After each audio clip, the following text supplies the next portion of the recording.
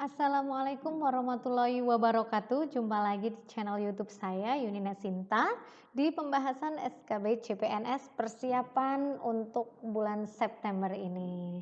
Thanks for your like, share, and comment dan juga subscribe-nya. Makasih banyak buat teman-teman yang udah share video-videoku karena kebermanfaatannya akan lebih ya dengan kita menyebarkan konten-konten yang bermanfaat. Oke teman-teman, di part video yang ke-42 kali ini aku mau kasih tentang kisi-kisi SKB keguruan yang poin kedua ya, karena di pedagogik udah kita bahas. Kita akan bahas tentang bahasa Indonesia. Di sini yang ditekankan itu adalah materi tentang jenis soal ide pokok, paragraf deduktif induktif, parafrase drama, kata baku dan tema, denotasi dan konotasi, yang selanjutnya adalah sinestesia. Oke, kita akan mulai dengan pembahasannya ya. Karena kita udah bahas banyak hal yang kemarin tentang video yang lalu itu sudah bahas tentang pedagogik. Maka video di part 42 kali ini kita akan ngebahas tentang bahasa Indonesia. Oke. Untuk parafrase drama di sini. Oke, guys. Kita perbesar lagi ya. Yang dibahas yang pertama itu adalah tentang parafrase drama. Parafrase itu apa sih? Pengungkapan kembali suatu tuturan bahasa ke dalam bentuk bahasa lain tanpa mengubah pengertian. Pengungkapan kembali tersebut bertujuan untuk menjelaskan makna yang tersembunyi ya. Dalam KBBI itu parafrase penguraian kembalian suatu teks dalam bentuk kata lain dengan maksud untuk menjelaskan makna yang tersembunyi. Yang kedua adalah konotasi dan denotasi. Kalimat konotasi itu adalah kalimat yang mengandung makna yang bukan sebenarnya atau konotatif. Ya, berikut ini contoh kalimat yang mengandung makna konotasi. Kalimat denotasi itu adalah kalimat yang mengandung makna sebenarnya atau denotatif. Berikut ini contoh kalimat yang menggunakan makna denotasi. Kemudian untuk sinestesia, pengertian dan contoh sinestesia. Sinestesia adalah perubahan makna pada suatu kata yang mengalami pertukaran makna, di mana makna yang mengalami pertukaran terjadi karena tanggapan dari dua hal yang dihubungkan dengan panca indera. Dingin, contohnya ya. Pantas saja saat bangun tadi pagi terasa dingin sekali, ternyata turun hujan. Kalau dingin di sini kan dia makna sesungguhnya ya, dirasakan kulit, tubuh gitu. Tapi kalau untuk sinestesia ini masuknya seperti ini contohnya. Sikapnya padaku berubah jadi dingin sejak aku tidak menghadiri ulang tahunnya. Nah, dingin di sini berarti dia bukan dirasakan kulit tapi lebih ke panca indera atau penglihatan. Contoh lagi dari sinestesia itu adalah manis. Aku suka bubur kacang hijau buatan kakak karena rasanya manis pas di lidahku gitu ya. Kemudian gadis kecil itu manis sekali jika rambutnya dikepang. Nah, di sini beda. Bubur kacang hijau yang rasanya manis pas di lidah. Tapi kalau di sini gadis itu rambutnya bagus dikepang terasa manis. Itu kan bisa dilihat dengan panca indera. Inilah sinestesia. Nah, untuk bahasa Indonesia hanya itu yang untuk FR kemungkinan yang akan keluar, tapi tidak menutup kemungkinan di bimbingan nanti kalian akan ngebahas dan ini akan dibahas tentang majas-majas yang lainnya juga. Oke, kita lanjut ke PKN dan IPS ya. Di video kali ini kita akan ngebahas tentang FR, SKB Guru SD, PKN dan IPS, di mana yang pertama dibahas dan sering banget keluar itu adalah Panitia 9. Siapa sih Panitia 9 itu? Panitia yang dibentuk oleh BPUPKI dengan beranggotakan 9 orang ya, namanya juga Panitia 9 ya. Tugasnya merumuskan dasar negara Indonesia yang tercantum di UUD 1945. Panitia 9 ini dibentuk ingat 1 Juni 1945. Adapun anggotanya adalah Insinyur Soekarno Ketua, Dr. Andes Muhammad Hatta Wakil Ketua, Mr. Ahmad Subarjo anggota, Mr. Muhammad Yamin anggota, Kiai Haji Wahid Hashim anggota, Abdul Kahar Muzakir anggota, Abi Kusno anggota, Agus Salim anggota, Alexander anggota. Setelah melakukan kompromi antara 4 orang dari kaum kebangsaan nasionalis dan 4 orang dari pihak Islam, tanggal 22 Juni 1945, Panitia 9 menghasilkan rumusan dasar negara yang dikenal dengan nama Piagam Jakarta atau Jakarta Charter. Jadi di sini Teman-teman, untuk panitia 9 itu tanggal 22 Juni 1945 itu berhasil menghasilkan sebuah rumusan dasar negara Jakarta Charter yang berisikan 5 poin ya.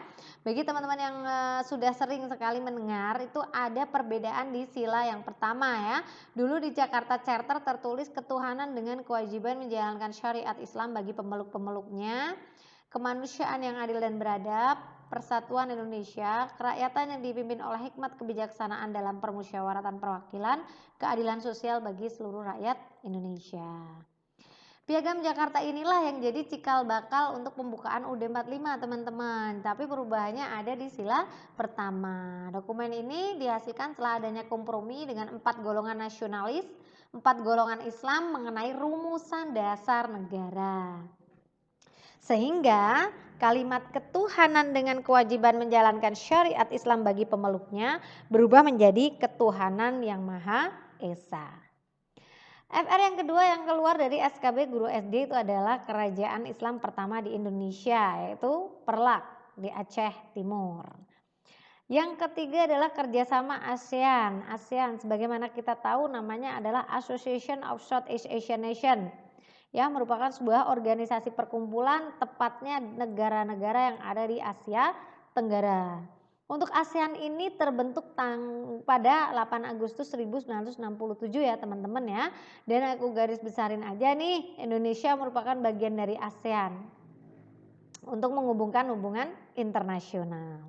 Banyak peran yang didapat oleh Indonesia ya untuk di ASEAN itu, di mana yang akan dimunculkan nanti di soal adalah tujuan ASEAN. Tujuan ASEAN itu dibentuk bukan sekedar untuk semata-mata menjalin kerjasama yang menguntungkan aja nih, tetapi dibentuk juga berdasarkan tujuan tertentu. Nah, yang berdasarkan atau juga mempunyai fungsi ASEAN. Tujuan dan fungsi yang dimiliki ASEAN itu mempunyai kedudukan masing-masing guna memperkuat kerjasama yang terjalin pada negara-negara anggotanya maupun negara lain. Sebagai negara pendiri ASEAN, Indonesia juga mempunyai peran penting loh ya di dalam kedudukannya di ASEAN. Peran Indonesia itu tentunya menimbulkan keuntungan bagi Indonesia sendiri yang bergabung pada ASEAN sampai sekarang. Kerjasama ASEAN di bidang ekonomi. Perlu kita ketahui, semenjak ASEAN didirikan, kerjasama pada bidang ekonomi yang terjalin di antara negara-negara anggota maupun negara itu bukan anggota ternyata berjalan dengan baik ya. Yang pertama adalah pembukaan pusat promosi ASEAN. Mendengar kata promosi sering mengkaitkannya dengan iklan ya, agar bisa mempromosikan suatu produk. Begitu juga ASEAN, meskipun ASEAN dikenal oleh beberapa negara di dunia melalui PBB, tapi ASEAN tetap mempromosikan dirinya pada dunia luar, baik itu sektor perdagangan, pariwisata maupun investasi. Di sini yang perlu kalian tahu nih, banyak sekali ya kalau perekonomian ada kegiatan ekspor impor, biasanya ke Jepang, kemudian meningkatkan jumlah investor Jepang untuk negara-negara yang ada di ASEAN.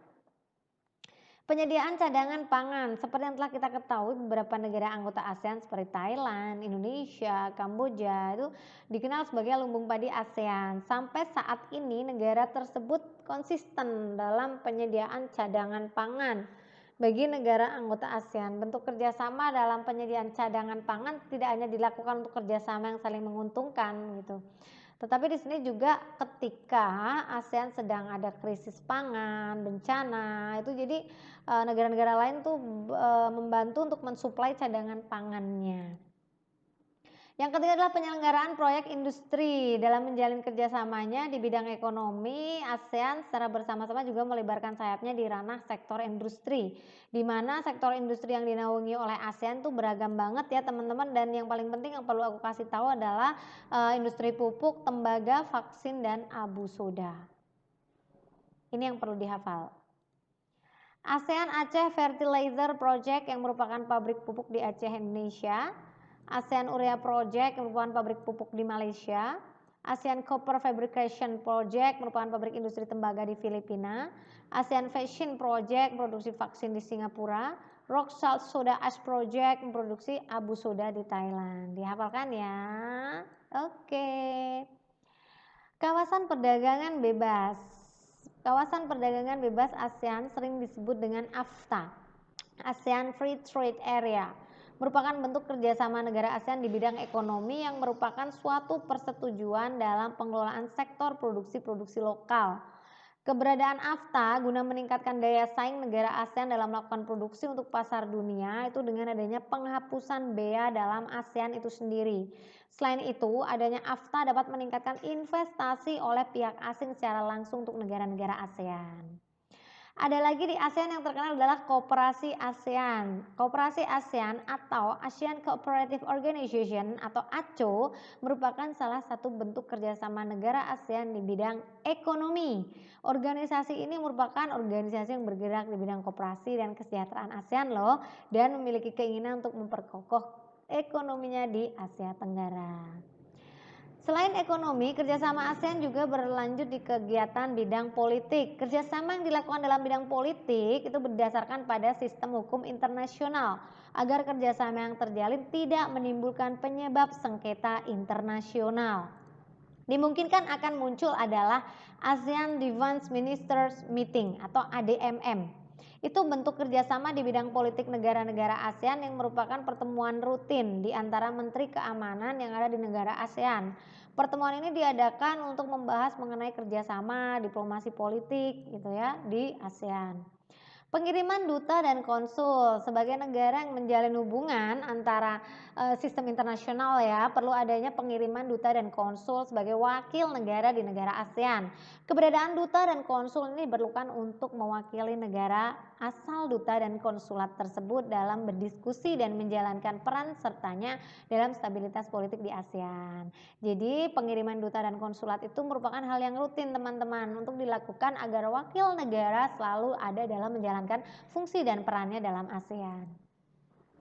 Selanjutnya dimungkinkan muncul sehingga harus dibahas adalah perjanjian ekstradisi ASEAN. Perjanjian ekstradisi negara ASEAN itu merupakan bentuk kerjasama di bidang politik dalam menangani tersangka kejahatan melarikan diri ke kawasan negara-negara di ASEAN.